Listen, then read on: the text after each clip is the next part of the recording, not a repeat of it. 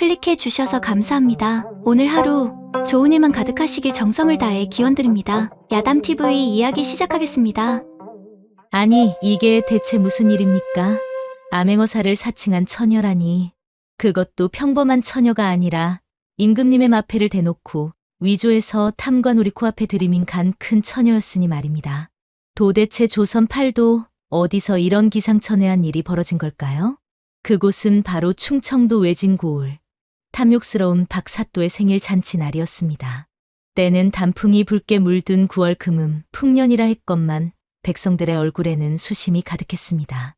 바로 고을 원님, 박사또의 끝없는 횡포 때문이었지요. 사또의 생일이라 하니 백성들은 논밭을 갈아번 돈을 죄다 털어 진귀한 선물을 바쳐야 했습니다.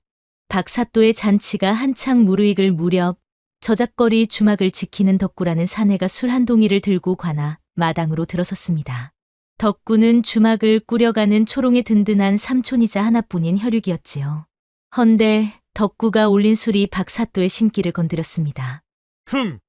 짐승에 젖을 짜 넣은 듯 누추한 탁주로구나. 내 오늘 같은 경사스러운 날에 이런 하찮은 곡차를 마실 수는 없지 않은가? 허나 내가 성의를 보였으니 그 죄는 면하겠다만. 탓도 나으리, 이 술은 소인의 집에서 정성껏 담근 총화백주이옵니다.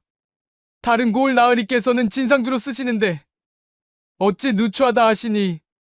이 놈이 내 앞에서 감히 항변을 하는 것이냐? 여봐라! 저 주모 덕구의 주막에 술세를 10곱절로 매겨라! 오늘 내 상에 누추한 술을 올린 죄니라! 10곱절이라니. 아니, 이게 말이 됩니까? 덕구는 기가 막혔습니다. 주막을 털어바쳐도 10곱절의 술세는 감당할 수 없었지요. 탓도 나으리, 그건 너무 가혹하십니다. 저 망할 것이 지금 뭐라고 하느냐? 덕구가 그 자리에서 사정했지만 박사또는 콧방귀도 끼지 않았습니다. 덕구는 마당에 엎드려 울 수밖에 없었지요. 그때였습니다.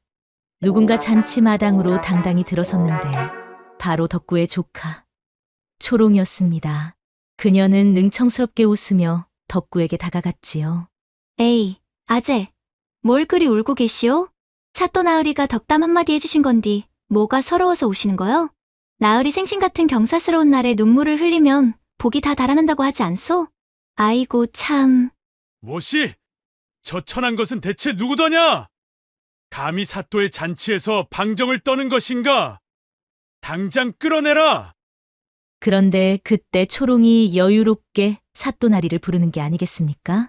나으리, 소인의 재주가 참말로 아까운디 한 번만 봐주시지요. 소인이 나으리를 위해 노래를 한 곡조 뽑아드릴 터이니 그 후에 벌을 주셔도 늦지 않을 것입니다. 나으리 같은 훌륭하신 분께서 이 보잘것없는 소녀의 재주 하나쯤은 봐주실 수 있지 않겠소? 초롱은 능청스럽게 사또 앞에 섰습니다. 그리고는 양반들의 위선을 풍자하는 듯한 노랫가락을 흥겹게 뽑아냈지요. 사또는 처음엔 불쾌했지만 주변의 아전들이 웃음을 터뜨리자 체면 때문에 웃는 척했습니다. 초롱은 그 틈을 놓치지 않았습니다. 사또 나으리, 소인의 노래가 영험한지 들으시는 분들은 모두 복채를 내놓으셨습니다. 나으리께서도 복채를 주셔야 복이 돌아가지 않겠습니까? 이 경사스러운 날에 말이지요. 그러니 아재의 술세 같은 건 거두어 주시지요. 그게 바로 나으리께 복이 되는 길이지요. 이 요망한 계집을 봤나? 내 이미 내 입으로 뱉은 말이지만 오늘은 좋은 날이니 특별히 술세에 대한 말은 거두마. 아이고 지엄하신 사또 어르신, 참말로 은혜가 만극하옵니다. 이 보잘것없는 소녀의 노래를 들으시고 아량을 베풀어 주시니 하늘의 복을 받으실 겁니다. 틀림없소. 아이고 고맙습니다, 나으리. 그렇게 잔치 분위기에 휩쓸린 사또는 순간 정신을 놓고 웃어버렸습니다. 덕분에 술세는 면했지만 초롱은 이것이 근본적인 해결책이 아님을 깨달았지요. 그날 밤 주막으로 돌아온 초롱은 등잔불 아래서 깊은 생각에 잠겼습니다. 사또의 횡포는 끝이 없을 터. 내가 아무리 날고 기지를 부리고 기어도 저들의 오만함을 꺾을 수는 없구나. 저들은 오직 권위만을 두려워하니. 그래. 그렇다면 나도 저들이 두려워하는 권위를 잠시 빌려오는 수밖에. 그때 그녀의 눈에 예전 포도청 하급 관리였던 덕구 삼촌이 몰래 보관하던 낡은 문서 꾸러미가 들어왔습니다. 왕위명을 받은 암행어사의 권위라면 저 오만방자한 박사또도 무릎을 꿇을 터. 다음 날 새벽 초롱은 덕구와 함께 한양으로 향했습니다. 그녀는 저작거리의 희한한 물건을 파는 만물상을 찾아갔지요. 그곳에서 그녀가 발견한 것은 다름 아닌 가짜 마패였습니다. 노쇠를 그럴싸하게 다듬어 만든 말 3마리가 딱 새겨진 마패. 겉보기에는 진짜와 구분이 쉽지 않았습니다. 아가, 아무리 사또에게 앙심이 있다 한들 어찌 임금님께서 내려주신 마패를 가지고 장난을 친단 말이냐? 이건 역적죄와 다를 바 없다. 아재, 저 박사또의 횡포가 곧 역적이 아니오? 진짜 어사가 나타나기 전에 내가 먼저 어사가 되어 저 박사또의 간담을 서늘하게 만들 것입니다. 저자가 두려워하는 것은 진짜 정의가 아니라 진짜 권위뿐이니 말이오. 이 가짜 마패가 우리 복수의 시작이 될 것입니다. 아재, 얼었소? 참말로 기막힌 개책 아니오? 초롱은 덕구가 과거 관리 시절 입었던 낡은 유생의 도포를 구해 입고 갓을 눌러 쓴 채 자신의 얼굴을 가리고 가짜 암행어사가 되었지요. 그녀의 눈빛은 비장함과 유쾌한 장난기가 뒤섞여 빛났습니다. 자, 그럼 한번 연습해볼까? 암행어사 출두요. 너무 격식 차린 말투는 백성들이 오히려 무서워할 터. 암행어사 나으리가 행차하신다. 이 정도면 되겠지? 그날 밤 초롱은 홀로 박 사또의 관하로 잠입했습니다. 그녀는 사또의 침실 창호지 문 앞에 서서 노쇠로 만든 가짜 마패를 살짝 내려놓았지요. 그리고는 낮게 그러나 위엄있게 속삭였습니다. 박사또, 하늘이 당신의 행실을 내려다보고 계시니 어찌 두려워하지 않고 힘없는 백성들을 괴롭히느냐. 초롱의 목소리는 곧바로 사또의 귓속에 파고들었습니다. 잠이 들려던 박 사또는 벌떡 일어나 떨리는 손으로 문을 열었지요. 그리고 문 앞에 놓인 빛나는 노쇠 마패를 보고는 기겁을 했습니다. 하지만 이미 초롱이는 사라지고 없었지요. 사또의 얼굴은 하얗게 질렸고 손은 덜덜 떨렸습니다. 진짜 암행어사라면 위장 신분으로 다니는 법. 사또는 누가 다녀갔는지 알아내려 아전들을 닥달했고 고을 전체는 탐관오리의 광기 속에서 공포에 떨었습니다. 당장 이 고을의 모든 떠돌이 유생과 수상한 선비를 찾아내라. 사소한 행색이라도 놓치지 말라. 나를 감히 가지고 놀다니 그 끝을 보게 될 것이다. 사또의 명령은 고을 전체를 휩쓸었습니다. 한편 초롱은 덕구의 도움으로 사또의 집무실 근처에 몰래 숨어 사또의 재물 장부를 위조한 서류를 흩뿌렸습니다. 가짜 어사의 행세는 사또에게 이미 모든 것을 알고 있다는 메시지를 전달하기 위함이었지요. 암행어사 출두라는 말은 없었지만 관아에 퍼진 소문은 저작거리를 순식간에 휩쓸었습니다. 서울에서 암행어사 나으리가 비밀리에 와서 사또 나으리의 비리를 모두 적어갔다. 백성들은 불안 속에서도 한 줄기 희망을 보았고 사또는 이 소문이 민심을 움직이는 것을 보고 더욱 미쳐 날뛰었습니다. 그런데 그 소문은 한양에서 내려온 진짜 암행어사 이연의 귀에 들어가지 않을 리 없었습니다. 그는 떠돌이 유생으로 위장한 채 주막에 앉아 민심을 듣고 있었지요. 그는 초롱의 기발하고도 배짱 좋은 행동력에 흥미와 감탄을 느꼈습니다. 가짜 어사라니 누가 감히 이런 배포 큰 짓을 하는 것인가? 허나 그 방법이 탐관오리의 간담을 서늘하게 하기에는 이만한 계책이 없구나. 백성들의 지혜는 서책보다 날카롭군. 이연이 초롱의 주막을 찾아갔을 때 초롱은 그를 경계했습니다. 수려한 외모와는 달리 그의 눈빛은 깊고 예사롭지 않았기 때문이지요. 주목께서는 이 고을의 정에 대해 어찌 생각하시오? 정이요? 그런 건 높은 분들 서책에나 있는 것이지요. 우리 같은 아래 것들에게는 배고픔을 면하게 해주는 것이 고정이 아니겠습니까? 나으리 같은 양반 나으리 행세하는 분들한테 우리네 정의는 그저 시시한 이야기일 뿐이지 않겠소? 이연은 초롱의 솔직하고 날카로운 대답에 크게 매료되었습니다. 명문가 교수에게서는 볼 수 없는 현실적이고 당당한 매력이 이연의 가슴에 깊은 울림을 주었고 시간이 지나면서 신분을 초월한 연정이 싹트기 시작했지요. 이연은 초롱에게 도움을 주고 싶었지만 박사또 역시 이 가짜 어사를 역이용할 궁리를 하고 있었습니다. 한편 이연을 수상하게 여겼던 초롱은 이연을 떠보는 듯이 사또의 세금, 착복 방식에 대한 단서를 던졌습니다. 진정한 정의를 추구하는 자라면 이 정보를 놓치지 않을 것이라 판단한 것이지요. 그러나 초롱 역시 이연의 질문이 너무 예리함을 느끼고는 그를 조심스럽게 피했습니다. 저 유생의 눈빛이 예사롭지 않구나. 나으리 행세를 하니 진짜 관료의 냄새가 난다. 경계를 늦추어서는 안 되겠다. 한편 박사또는 어사를 잡으려고 관아 담장 옆 샛길에 함정을 팠습니다. 단순한 구덩이가 아닌 초롱이 흘린 위조, 장부를 미끼로 매달아 놓은 함정이었지요. 이놈들아, 서둘러라! 이 장부를 탐하는 놈이 가짜 어사다! 매복하고 있다가 꼭 잡아야 한다! 그날 밤 가짜 어사 복장으로 다시 관아를 살피던 초롱은 순찰이 강화된 것을 미처 알지 못했습니다. 그녀는 샛길에서 바람에 흔들리는 비리 장부 조각을 보고는 욕심을 냈습니다. 혹시 저것이 진짜 증거가 아닐까? 초롱이 손을 뻗는 순간 매복한 사또의 하인들이 기회를 노리고 있었는데 초롱이 함정에 빠지려는 찰나 어둠 속에서 유생 복장의 그림자 하나가 초롱의 발밑에 돌을 던져 경고하는 듯했습니다. 이연은 초롱이 흘린 단서를 추적하다 우연이 아닌 필연으로 이 현장을 목격했던 것이지요. 놀란 초롱이 뒤를 돌아보는 순간 그림자는 이미 사라진 뒤였습니다. 누가 나를 지켜보고 있는 것인가? 이연의 은밀한 도움으로 초롱은 박사또의 비열한 함정에서 벗어날 수 있었습니다. 누구지? 박사또의 수하라면 날 도와줬을 리가 없는데. 분명 나를 도우려고 함정을 알려준 듯한데. 초롱은 주막으로 돌아와 곰곰이 생각했습니다. 자신이 가짜 어사라는 것을 아는 사람은 덕구 삼촌뿐. 이내 그녀의 머릿속에 수려한 외모와 날카로운 눈빛을 가진 떠돌이 유생이연의 얼굴이 떠올랐습니다. 그 유생이 눈빛은 너무나 깊었어. 마치 내가 무슨 짓을 꾸미는지 꿰뚫어보는 듯했지. 혹시 그자가 사또의 첩자일까? 아니면 진짜 암행어사일까? 초롱은 이연을 시험해 보기로 했습니다. 다음 날 아침 초롱은 주막 구석에서 일부러 눈에 띄게 덕구 삼촌과 격렬하게 다투는 연기를 펼쳤습니다. 아재, 내가 가짜 어사 노릇 때문에 곧 잡혀갈 거라 했지. 이제 어쩌면 좋아. 이연은 멀지 않은 곳에서 그녀의 연기를 듣고 있었습니다. 어찌 저리도 신분과 목숨을 가볍게 여긴단 말인가. 허나 저 처녀의 지혜가 나보다 백성의 고통을 더 깊이 찌르는구나. 하지만 내가 진짜 마패를 꺼내기 전에 이 가짜 어사가 모든 것을 망칠 수도 있다. 이연은 초롱의 연기가 함정임을 알고 있었지만 그녀가 처한 위험은 진짜임을 알았습니다.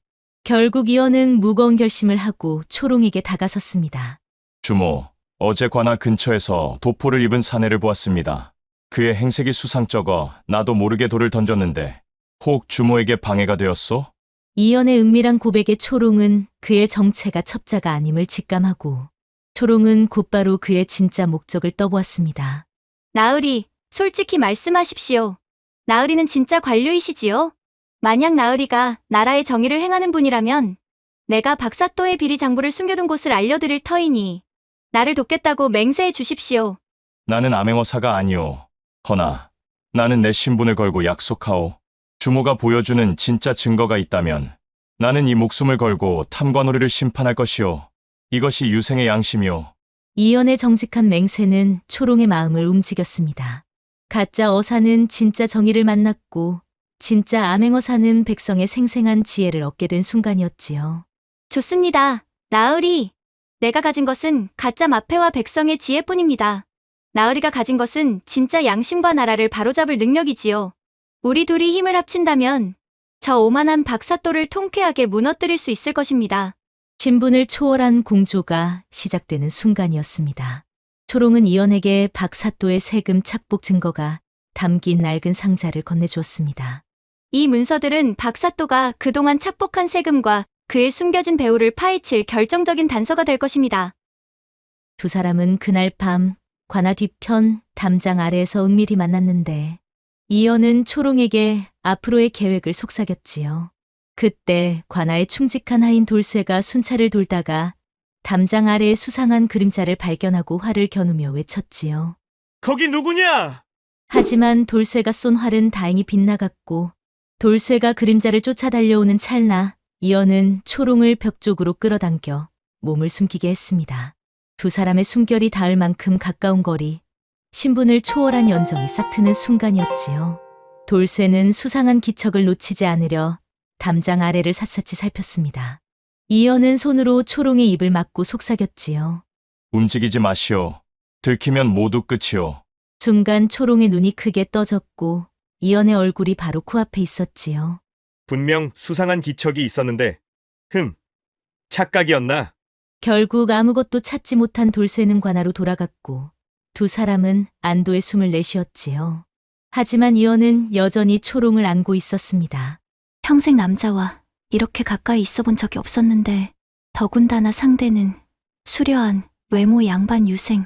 가슴이 두근거리는 것이 이게 두려움인지 아니면 다른 감정인지 알 수가 없네. 초롱은 얼른 정신을 차리고 이연에게 말했습니다. 나으리, 이제 안전한 것 같습니다. 아, 죄송하오. 이연이 황급히 손을 떼자 초롱이 능글맞게 웃으며 말했습니다. 나으리께서 날 구해주신 건데 뭐가 죄송하십니까? 오히려 제가 고맙지요. 아니, 그게, 그나저나 나으리 숨결이 참 따뜻하시더군요. 아, 초록낭자, 그게 무슨 말이오? 농담입니다. 나으리, 너무 긴장하지 마십시오. 일단 어디 안전한 곳으로 가서 얘기를 나누시는 게 좋겠습니다. 초롱은 이연을 주막 뒤편의 비밀 공간으로 안내했습니다. 그곳은 벽 뒤에 숨겨진 좁은 공간이었지요. 두 사람만 겨우 들어갈 수 있는 아주 좁은 곳이었고 희미한 촛불 하나만 켜져 있었습니다. 여기는 옛날 덕구 삼촌이 포도청 관리 시절 급할 때를 대비해 만들어둔 곳입니다. 이런 곳이 있다니? 박사또의 하인들이 들이닥쳐도 여기는 찾지 못할 겁니다. 그때 이연이 품에서 비리장부를 꺼내 펼쳤습니다. 초록낭자가 건네준 이 장부를 분석했는데, 무엇을 발견하셨습니까? 놀라지 마시오. 박 사또의 배후는 한양의 병조판서 김대감이오. 병조판서라니, 그렇게 높은 분이. 김대감은 군포를 부정하게 징수하여 사제를 불리고 있었소. 박 사또는 그저 하수인에 불과했던 것이오. 주막 처녀의 작은 가짜 오사극이 조선 조정의 근간을 뒤흔드는 역사적 사건으로 비화된 순간입니다. 그럼 나으리, 이 일은 생각보다 훨씬 위험한 것 아니오? 그렇소. 김대감의 손이 닿는 순간 우리 둘 다 역모로 몰려 죽을 것이오. 아이고, 일이 이렇게 커지다니. 후회하시오? 후회는요. 나으리를 만난 건 후회가 아니지요. 오히려 다행입니다. 그나저나 나으리, 솔직히 말씀해 주십시오. 나으리는 진짜 누구십니까? 누구라니? 나으리의 눈빛이 너무 깊습니다. 평범한 유생이 아니지요. 혹시 그때 초롱이 이연의 허리춤을 살짝 봤는데 이연의 허리춤에 있던 주머니 안에서 번쩍이는 빛이 보이는 게 아니겠습니까? 초롱은 순간 숨을 멈추었습니다. 저것은 진짜 마패? 이 유생이 진짜 암행어사였구나. 어찌하여 나에게 신분을 속였는가? 가짜 어사가 진짜 어사를 만난 순간 초롱의 머릿속이 하얗게 변했습니다. 나으리께서 진짜 암행어사셨구나. 그렇죠? 초록낭자. 나으리, 그럼 저는 암행어사님을 속인 겁니까? 그럼 저는 임금님을 모독한 죄로 큰 벌을 받겠네요? 그때 이연이 초롱의 손을 잡고 자신도 모르게 외쳤습니다. 아니오. 낭자는 잘못이 없소. 하지만 저는 임금님께서 직접 어사님께 하사하신 마패를 모독하고 가짜 마패를 만들어 사용했고 암행어사 나으리를 속였는데 낭자를 처벌할 생각은 추호도 없소. 오히려 나는 나으리는 이연은 자신의 정체를 드러낼 생각은 없었지만 초롱의 날카로운 눈빛을 피할 수 없었습니다. 그는 결국 자신이 진짜 암행어사임을 밝히고 초롱에게 고백했습니다. 초록낭자. 나는 이 나라의 법도를 지켜야 하는 암행어사요. 신분으로는 양반이고 낭자와는 하늘과 땅만큼 멀리 떨어진 사람이오. 하지만 초롱이 떨리는 목소리로 되물었습니다. 하지만 낭자는 나에게 신분을 초월한 연정을 느끼게 해준 첫 여인이오. 명문가 교수들에게서는 볼 수 없었던 당당함과 지혜와 용기가 있소. 허나 나는 마패를 함부로 꺼내 낭자의 가짜 어사극을 방해할 수 없었소. 낭자의 지혜와 용기가 진짜 정의를 시현할 수 있음을 믿었기 때문이오. 아니 이게 무슨 고백입니까? 암행어사가 주막 처녀에게 사랑을 고백하다니. 하지만 이연의 진심 어린 고백에 초롱의 마음은 살살 녹아들었지요. 결국 초롱은 눈물을 글썽이며 이연에게 말했습니다. 나으리, 저는 그저 천한 주막 여인일 뿐입니다. 나으리 같은 분이 어찌하여 저 같은 사람을 연모하신다 하십니까? 신분이 무슨 상관이오? 낭자의 마음이 이 세상 그 누구보다 아름답소. 나으리 저도 사실 처음 주막에서 나으리를 봤을 때부터 저도 모르게 마음이 갔습니다. 좁은 비밀 공간 안 촛불 하나만이 두 사람을 비추고 있었습니다. 밖에서는 박사또의 하인들이 주막을 뒤지는 소리가 들렸지만 이 좁은 공간 안은 오직 두 사람만의 세상이었습니다. 초록 낭자, 나는 이제 마패보다 낭자를 더 생각하는 죄인이 되었소. 나으리, 밖에 저 광기 어린 사내들은 우리를 영모로 몰아 죽이려 할 것이오. 나는 암행어사의 신분을 밝히면 살 수 있겠지만 낭자는 죽게 될 것이오. 하지만 나는 낭자를 잃을 수 없소. 이연이 초롱의 허리를 잡고 끌어당기며 당당하게 말했습니다. 낭자, 나는 신분의 벽을 깨고 낭자를 내 여인으로 삼고 싶소. 오늘 밤 이 순간이 마지막일지라도. 나으리, 그 말씀 진심이십니까? 진심이오. 낭자만이 내 마음을 움직인 유일한 사람이오. 두 사람이 서로를 바라보자 뜨거운 기운에 촛불이 살랑 흔들렸습니다. 나으리, 저를 원하십니까? 천한 몸이지만 나으리께 이 마음과 몸을 다 드리고 싶습니다. 그 순간 두 사람은 더 이상 말이 필요 없었습니다. 타오르는 촛불, 흔들리는 불빛 속에서 신분을 초월한 두 마음이 하나가 되었습니다. 구름과 비가 만나듯 두 마음이 하나가 된 밤이었습니다. 그들의 사랑은 목숨을 건 결의이자 조선의 거학을 향한 마지막 일격을 준비하는 맹세였습니다. 그날 이후 초롱과 이연은 가짜 어사극을 더욱 치밀하게 계획했습니다.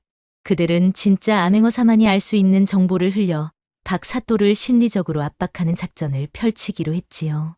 초롱의 가짜 어사가 뿌리는 정보가 너무나도 정확해지자 박사또는 의아함을 느꼈습니다. 그는 곧 자신의 관할을 배회하던 떠돌이 유생이연을 떠올렸습니다. 설마 그 수상한 유생이 혹시 이 모든 일의 배우인가? 그날 곧장 박사또는 이연을 처리할 비열한 계획을 세우기 시작했고 초롱과 이연은 주막 뒷뜰에서 다음 거사를 논의하기 시작했지요.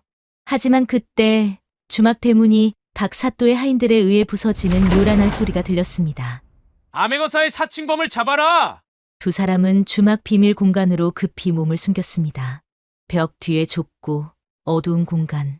박사또의 하인들이 바로 옆방과 마루를 샅샅이 뒤지는 소리가 두 사람의 숨소리만큼이나 가까웠습니다. 이놈들을 꼭 찾아내야 한다! 이 도둑고양이 같은 놈들이 어디 숨었지? 한편 박사또는 주막을 포위하고 이연과 초롱을 찾지 못하자 광기에 가까운 닭달을 멈추지 않았지요. 당장 두년놈들을 찾아내지 못하면 니놈들도 온전치 못하리라!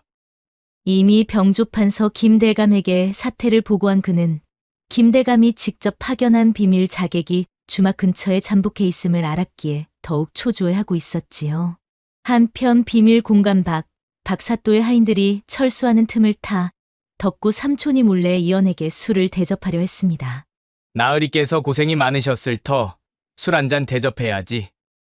허나 그때 주막 근처에 잠복해 있던 김대감이 보낸 비밀 자객이 덕구에게 칼을 들이대는 게 아니겠습니까?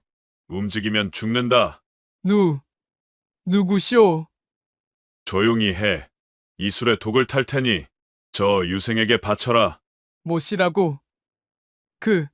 그건 안 됩니다. 거부하면 내 조카부터 죽인다. 지금 당장 저 비밀 공간으로 들어가서 내 조카부터 처치할 수도 있다. 안 됩니다.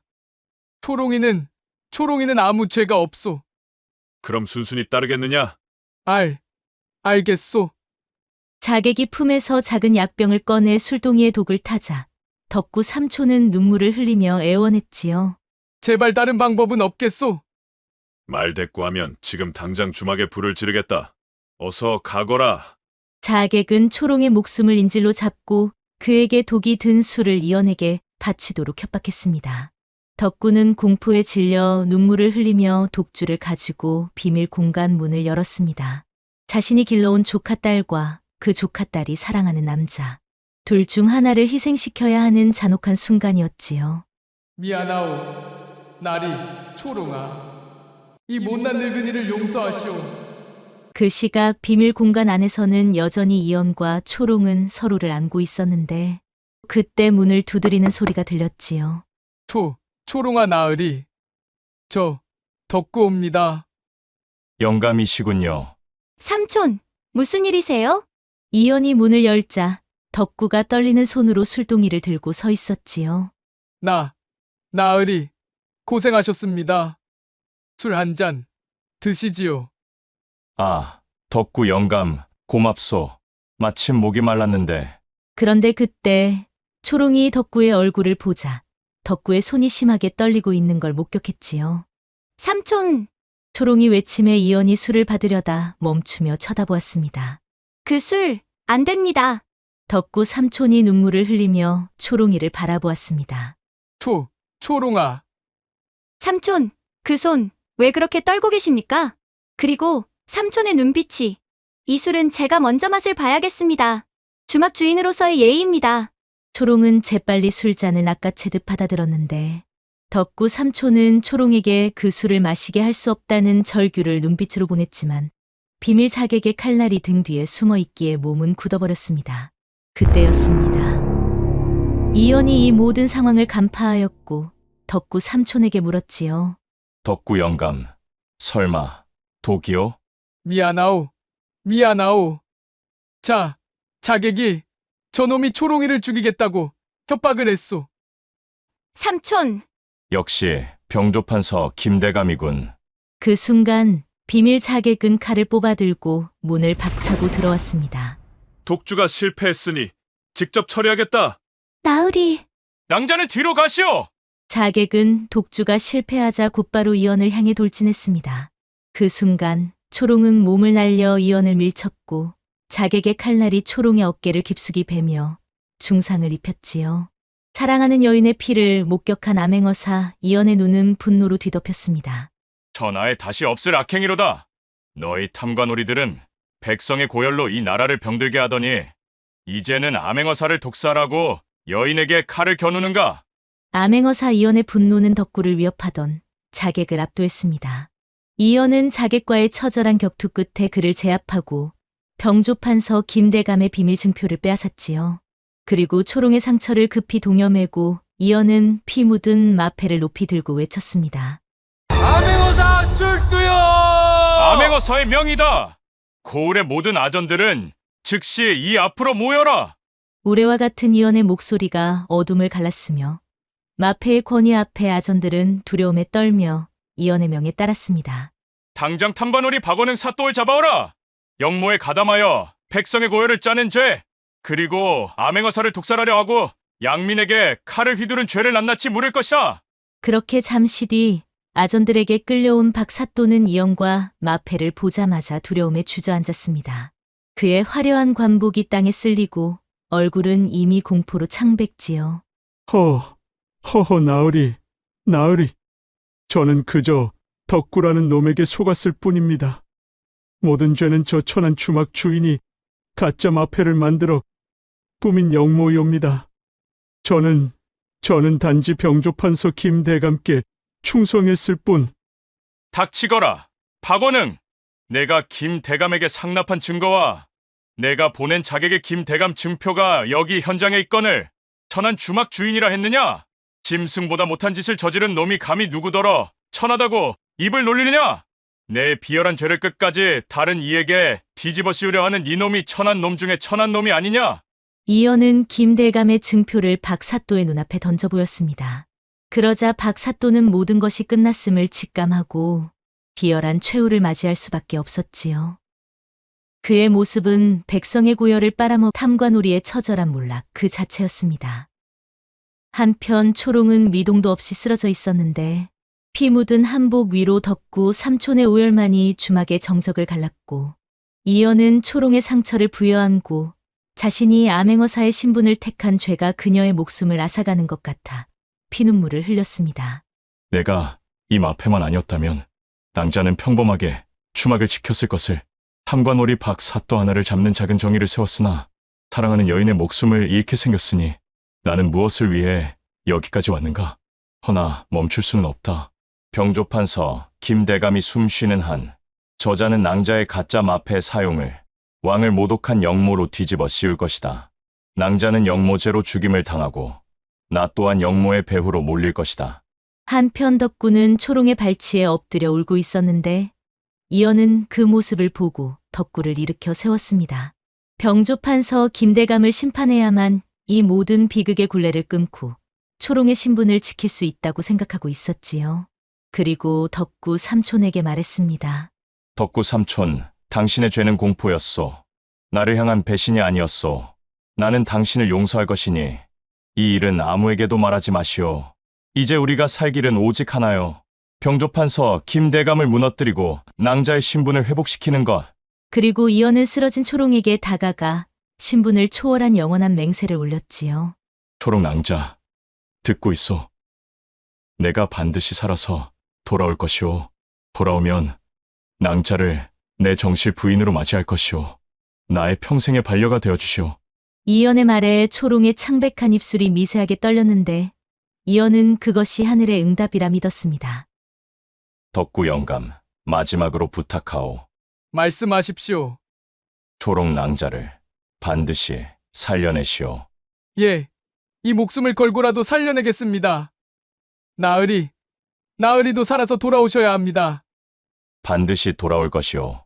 낭자와의 약속이 있으니. 이연은 상처투성이의 몸으로 주막을 나섰습니다. 낭자, 기다리시오. 내가 반드시 살아서 돌아가겠소. 이연이 주막을 떠난 사흘 뒤 피와 눈물로 얼룩진 암행어사 이연의 증거물은 마침내 조정 대신들의 눈앞에 놓였습니다. 이연은 병조판서 김대감의 악행과 비리 장부를 낱낱이 밝혀냈고 궁궐은 영모의 소용돌이에 휩싸였지요. 결국 병조판서 김대감은 그의 충복들이 목숨까지 걸고 지키려 했던 비밀 증표 앞에서 무릎을 꿇었고 조정의 거학은 그렇게 맥없이 무너졌습니다. 그리고 결국 김대감은 모든 죄를 인정하고 파직과 유배의 처벌을 받게 되었지요. 허허! 통제라! 저 미천한 주막 여인과 엮여 조정의 거목이 무너지는 것을 보았으니 어찌 저토록 젊은 초임 암행어사의 한마디에 수십 년 공을 쌓은 병조판서가 맥없이 꺾일 수 있단 말인가? 조정의 권위가 땅에 떨어졌구나. 병조판서 김대감의 몰락은 조정 대신들의 숙청으로 이어졌고 그와 연루된 수많은 탐관오리들이 처벌받는 피바람이 한 달이 넘도록 이어졌습니다. 그리고 이연은 이 모든 사후 처리를 감당하느라 오랜 시간 주막으로 돌아갈 수 없었지요. 한편 그 격변의 시간 동안 주막에 홀로 남겨진 초롱은 덕구 삼촌의 헌신적인 간호 덕분에 기적처럼 의식을 되찾았습니다. 덕구 삼촌, 나으리께서는 가셨습니까? 아가, 깨어났구나. 암행어사 나으리께서 병조판서를 무너뜨리고 곧 돌아오실 거다. 내가 죽을 죄를 지었다. 삼촌, 나으리께서 이미 삼촌을 용서하셨을 겁니다. 삼촌은 언제까지나 저희 평생의 은인이시니까요. 그리고 일주일 뒤 초롱의 건강이 회복되자 주막에는 이연의 마지막 맹세가 이루어질 날만을 기다리는 애틋한 정적만이 감돌고 있었지요. 그리고 시간이 흘러 봄이 시작될 무렵 이연이 약속했던 대로 다시 주막으로 돌아왔습니다. 나으리, 초록 낭자, 내가 많이 늦었소. 이제 김대감의 모든 세력이 정리되었고 낭자가 임금께서 하사하신 마패를 기만하고 가짜 마패를 사용했다는 죄도 모두 용서해 주셨소. 초롱은 이제 억압적인 신분제도의 굴레에서 완전히 벗어났습니다. 그리고 낭자, 더 좋은 소식이 있소. 더 좋은 소식이요? 조정에서 낭자의 공로를 인정하셨소. 저희 공로를요? 그렇소. 낭자가 나를 도와 탐관오리와 병조판서를 무너뜨리는데 큰 역할을 했다고 임금님께서 낭자에게 양반 신분을 하사하기로 하셨소. 이제 낭자는 양반이오. 그리고 이제 우리 정식으로 혼례를 올릴 수 있소. 낭자, 내 정실 부인이 되어 주시겠소? 나으리, 설마 놀리시는 건 아니겠지요? 그럴 리가 있겠소. 참말이오. 아이고, 잘 됐네. 참말로 잘 됐어. 우리 초롱이가 드디어 행복하게 되는구나. 조선의 역사서에는 이렇게 기록되어 있습니다. 암행어사 이연이 병조판서 김대감을 탄핵하고 주막 출신 여인 초롱과 혼인하였다. 이는 신분을 초월한 이례적인 혼사였으나 임금께서 특별히 허락하셨다. 가짜 마패를 든 주막 처녀와 진짜 마패를 든 암행어사. 그들의 이야기는 조선 팔도에 전해져 신분을 넘어선 사랑의 전설로 남았습니다. 그런데 여러분은 신분 상승과 진실한 사랑 둘 중 하나만 선택해야 한다면 무엇을 선택하시겠습니까? 저는 진실한 사랑을 선택할 것 같은데요. 여러분은요? 오늘도 야담TV를 시청해주셔서 감사합니다. 앞으로도 이런 따뜻한 이야기로 여러분을 찾아뵙도록 하겠습니다. 구독과 좋아요, 알림은 새로운 이야기를 만드는 큰 힘이 된답니다. 그리고 뒤에 뜨는 다음 이야기도 놓치지 마세요. 여러분의 하루가 행복하시길 정성을 다해 기원합니다.